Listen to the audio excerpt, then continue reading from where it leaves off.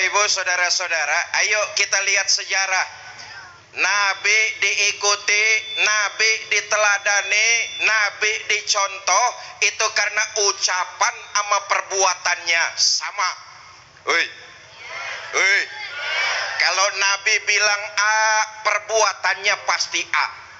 Kalau Nabi bilang B, kelakuannya pasti B. Sama antara ucapan dengan perbuatan. Itulah sebabnya Nabi bisa dijadikan contoh. Sebagai pemimpin, Nabi bisa diteladani. Kenapa? Ucapan sama perbuatan sama. Nabi pernah ngajarin gini nih, saudara-saudara, rajin-rajinlah bersedekah. Sejarah Nabi kita baca, di rumah beliau nyaris belum pernah ada duit nginep. Nabi ngajarin lagi, saudara-saudara, rajin-rajinlah bangun tengah malam. Bu, sering bangun tengah malam? Ngapain? Beser. Saudara-saudara, rajin-rajinlah bangun tengah malam, ambil air wudhu, dirikan sholat tahajud, laporkan persoalan kepada Allah. Kita baca sejarah Nabi, beliau walaupun dosanya sudah diampuni, sholat tahajud, kakinya bengkak karena rajin ruku dan sujud. Allahumma sholli wa sallim wa barik. Saya tahu di peninggilan ini banyak juga yang kakinya pada bengkak di sini. Asam urah. Itu sebabnya Islam 23 tahun tugas baginda Nabi disebarluaskan, diterima oleh kalangan dan lapisan masyarakat. Kenapa?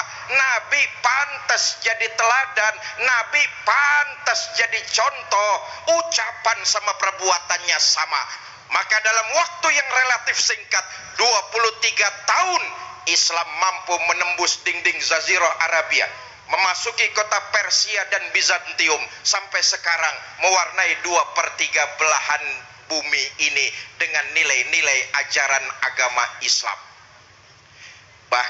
Bahkan sebuah analisa yang dilakukan oleh LSM Eropa, mereka mengatakan di tahun 2050 yang akan datang, sensus yang mereka lakukan, umat Islam paling banyak di dunia. Kalau sekarang di 2021, saudara-saudara kita umat Kristiani yang masih banyak di dunia, berbedanya cuma sedikit, dan diprediksi tahun 2050 dunia isinya mayoritas umat Islam. Makanya yang jomblo-jomblo buruan kawin biar beranak dah. Tadi saya katakan tugas Nabi itu singkat. Beliau jadi Rasul, menyebarkan Islam cuma 23 tahun. Yuk kita lihat. Mudah-mudahan pidato saya selesai dalam waktu 5 menit nih. Terus sampai jam berapa gue pidato di peninggilan ini? Jam 12. Lo patungan goceng aja sampai jam 12 lo.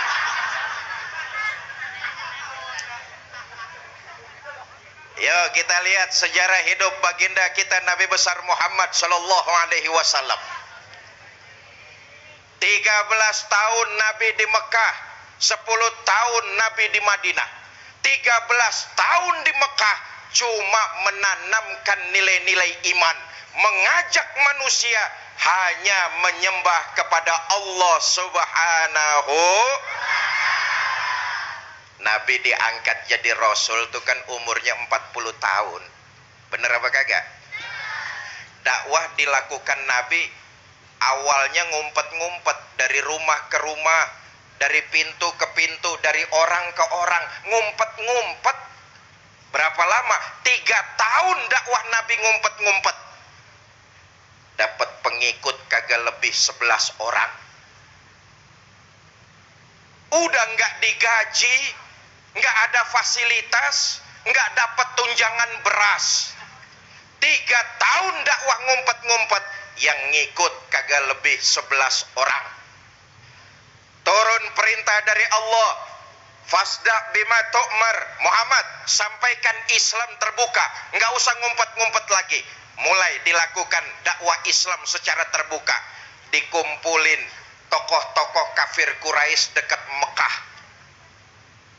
Untuk pertama kalinya Nabi pidato di depan umum. Saudara-saudara, para pemuka-pemuka Quraisy, apakah saudara-saudara percaya kepada saya? Mereka serentak menjawab, percaya. Kenapa saudara-saudara percaya sama saya? Anda Muhammad dari kecil nggak pernah bohong. Nabi dari remaja dan pemuda bergelar Al-Amin. Jujur, bisa dipercaya, nggak ada sifat khianat. Nah, saya malam ini bersyukur, senang dan gembira. Ternyata remaja dan pemuda peninggilan ini tahun kelima. Majelis taklim kita berjalan sudah tahun kelima, betul ya?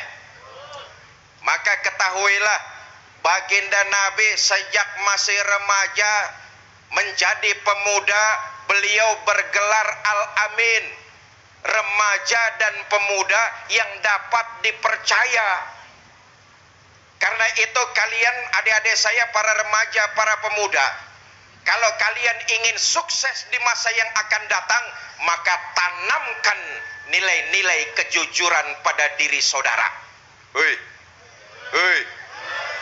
Kalau cuma pinter tapi nggak jujur, sekarang banyak. Pinter tapi nggak jujur, banyak. Disuruh ngurusin utan, malah jadi Tarsan. Pinter tapi kagak jujur. Betul apa kagak tuh?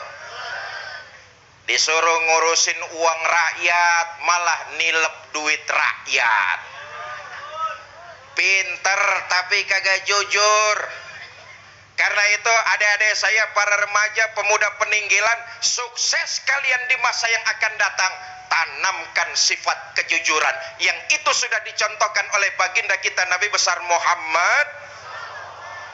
Anda Muhammad dari kecil kami kenal bergelar Al-Amin, jujur, bisa dipercaya.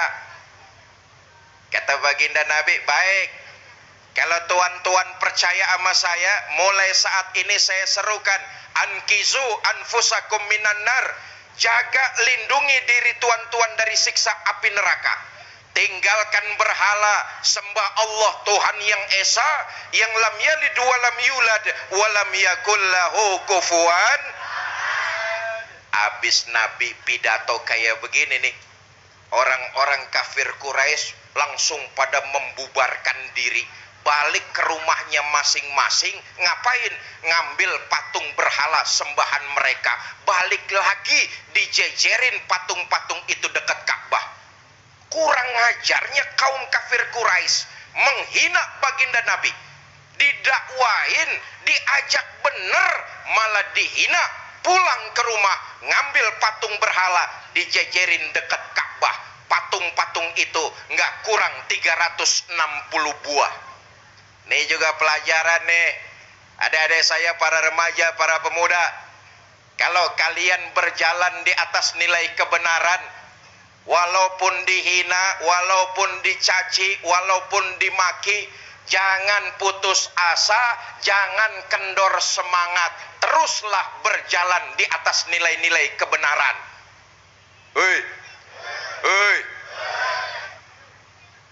Bikin pengajian kayak begini nih, nggak semua orang di kampung ini seneng. Bener apa kagak? Pasti bakalan ada yang menghina, pasti bakalan ada yang mencaci, pasti bakalan ada yang mengkritisi. Wajar.